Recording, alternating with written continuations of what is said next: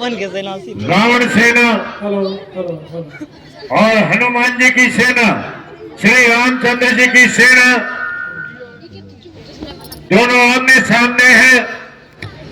अभी आप देखेंगे दोनों के बीच में घमासान युद्ध। हर हर महादेव।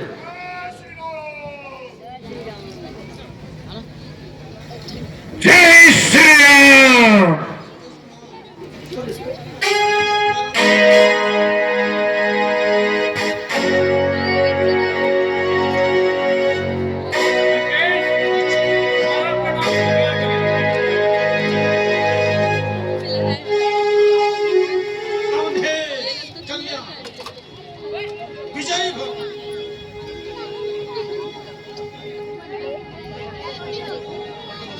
अभी आपने देखा रावण जिन्होंने रामेश्वरम की स्थापना में श्री राम जी के पुरोहित बने थे और उन्होंने इस युद्ध के विजय होने का आशीर्वाद श्री राम जी को दिया था। उसी की एक झलक अभी आपने देखी। कृपया रस्सी से पीछे रहे।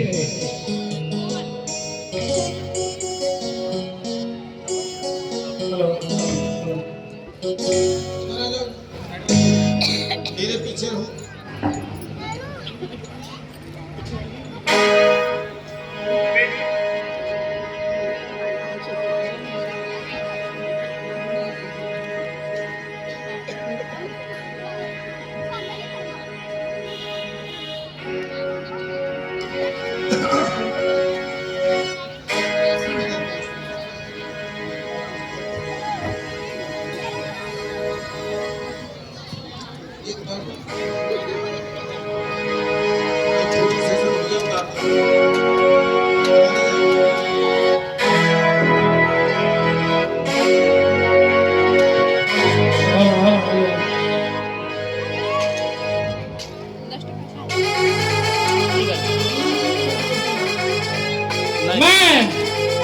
दशरथ पुत्र राम आज सबके सामने यह प्रतिज्ञा करता हूं कि आज रण में देवता, किन्नर, गंधर्व, समस्त प्राणी यह देखेंगे आज राम का रामत्व।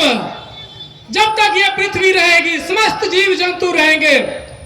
आज के रण कौशल की जीवन भर चर्चा करेंगे। लंकेश आइए, हम तैयार हैं।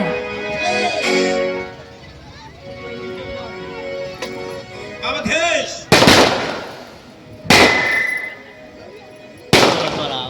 मैंने विचार कर लिया। मैंने पहले ही विचार कर लिया था। शत्रुता को पूरी ईमानदारी के साथ निभाऊंगा और तुम्हें ना को चले जाओ। लंकेश, युद्ध में प्रत्येक योद्धा केवल शत्रु होता है और प्रत्येक योद्धा का अपने शत्रु को वध करना उसका लक्ष्य होता है। बिल्कुल। तो अब बातें ना करें, युद्ध करें। चलो।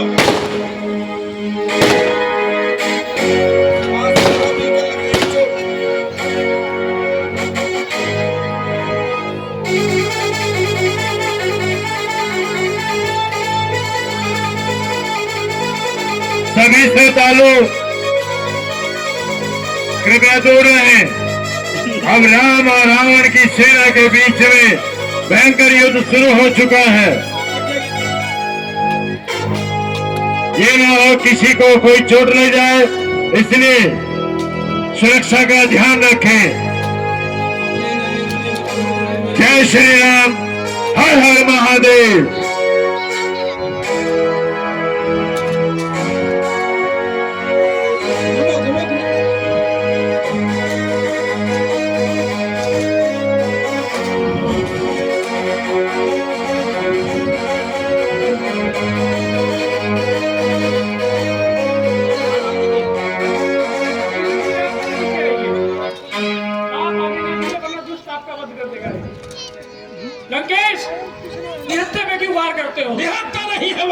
तुम्हारा भ्राता है ये। कलंक है। लंकेश, इसने धर्म का मार्ग चुना और धर्म तुमने का अधर्म मार्ग का। नहीं चुना, धोखे का मार्ग चुना।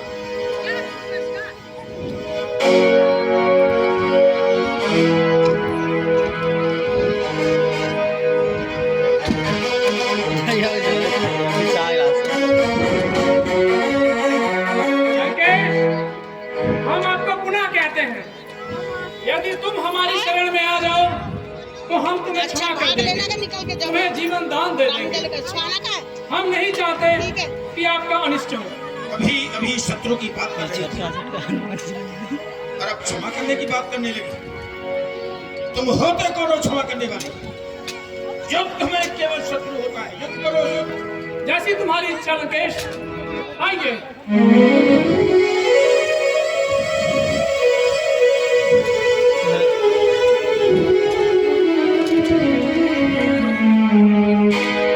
जय श्री राम। हर हर महादेव। जय बजरंगबली।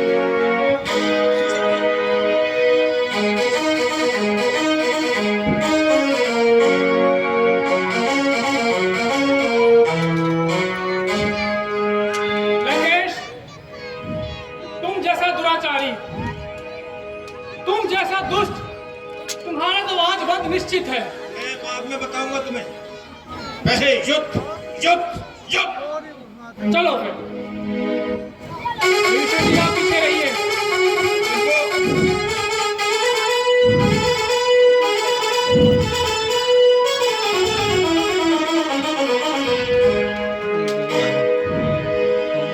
पीछे पीछे हट जाओ।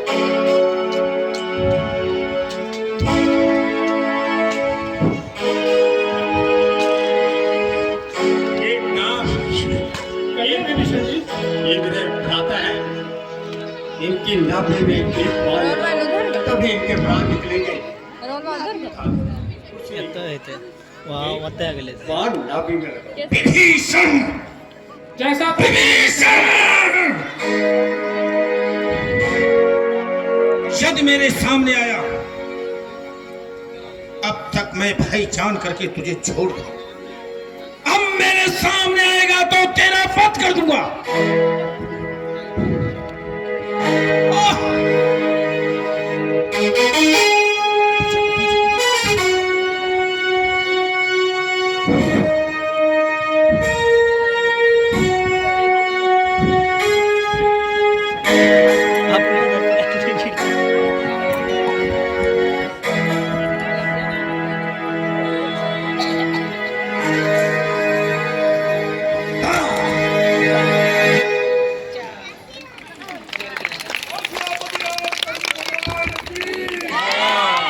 और सियापति रामचंद्र भगवान की।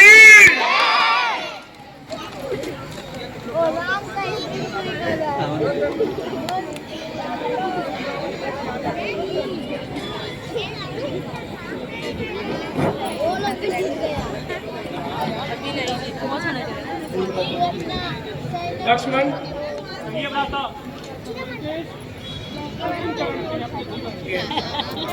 आप जाइए, उनसे राजनीति की शिक्षा लीजिए।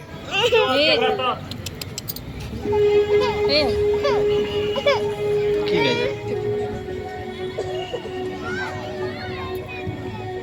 दादा फुआ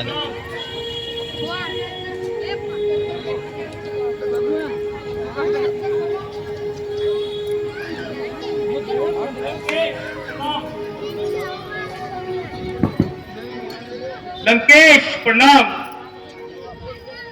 लंकेश प्रणाम। भैया, भैया उन्होंने मेरे प्रश्न का उत्तर नहीं दिया।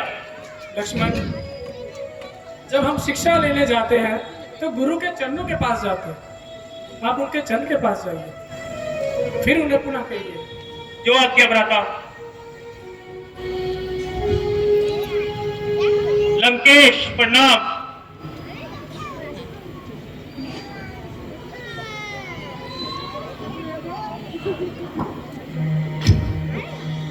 कौन?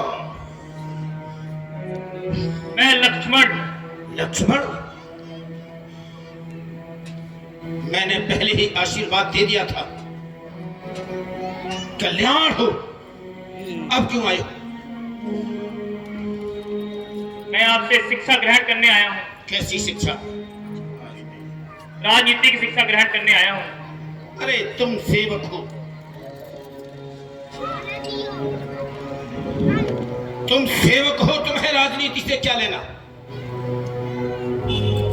जाओ, यदि राजनीति का ज्ञान लेना है तो अपने भाई को भेजो। जो आज्ञा।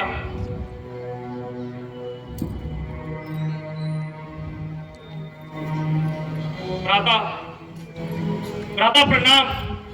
कहो लक्ष्मण। हे भ्राता, उन्होंने आपको बुलाया है।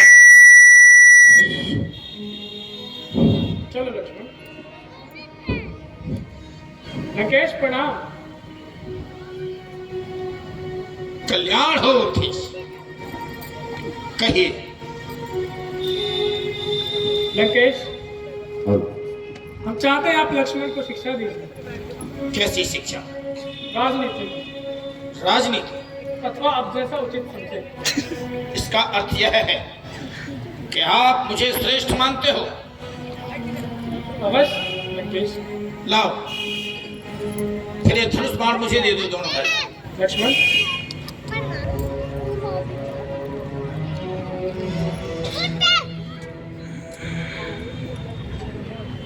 एक के पीछे एक खड़े हो जाओ। लक्ष्मण आइए।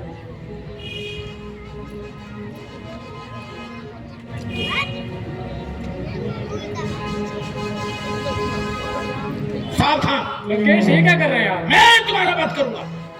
परंतु आपको कुछ और कह रहे थे। हम क्या कह रहा था मैं? हमने आपसे शिक्षा के बारे में। मैं कुछ नहीं कह रहा था। ये युद्ध भूमि है।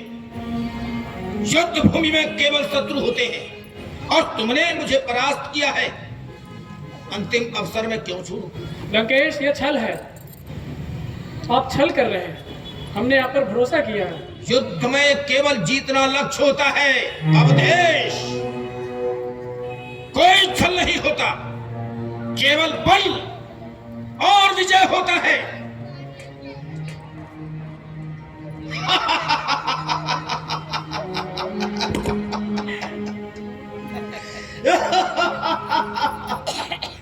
लंकेश, हम कुछ समझे नहीं। ये लो अपने बाण। 3 कदम पीछे हट जाओ। अब सुनो ध्यान से। कहिए। शत्रु चाहे कैसा भी हो, चाहे मरणासन्न भी क्यों ना हो, मरने वाला हो, अंतिम सांसें ले रहा हो, उस पर कभी विश्वास ना करो। और जैसे मेरे मांगने से तुमने मुझे अपने अस्त्र शस्त्र दे दिए, अपने अस्त्र शस्त्र शत्रु को कभी न दो। ये राजनीति की पहली शिक्षा है। जय घरे कौन छोड़ा। दूसरी शिक्षा, आज का काम कल पर मत छोड़ो। जो कल करना है उसे आज करो, और जो आज करना है उसे अभी करो, नहीं तो मार तो दुनिया बहुत बड़ी है, आपसे करोड़ों लोग आगे निकल जाएंगे। जी, उचित कहा। ज्ञान की कोई सीमा नहीं होती और कोई आयु नहीं होती। जिस आयु में भी यदि उपयुक्त व्यक्ति आपको प्राप्त होता है तो उससे ज्ञान अर्जित कर लेना चाहिए। जीवन में गुरु एक नहीं होता, अनेक गुरु होते। अब मेरे पास आप आए हो जी, कुछ सीखने के इरादे से, उचित कहा। तो मैं आपका गुरु हुआ कि नहीं हुआ? अवश्य। गुरुओं की कोई सीमा नहीं होती। महर्षि अष्टावक्र के 108 गुरु हैं। अब सुनो, मैं चाहता था सोने में सुगंधी हो, ताकि उसकी काला बाजारी और उसका अनुचित संग्रह रुक जाए। यदि राज्य के वह कर्मचारी पकड़ उड़ा पकड़ जो ऐसी चीजों को खोजते हैं उन्हें पता लग जाए क्या किस दिशा से यह खुशबू आ रही है या सुगंध आ रही है, तो उसके संग्रह के उचित और अनुचित भंडार को वो जान सके। थोड़ा पकड़िए आई बोले जो पकड़ अच्छा ये बताओ, दुनिया का सबसे बड़ा दुख कौन सा है?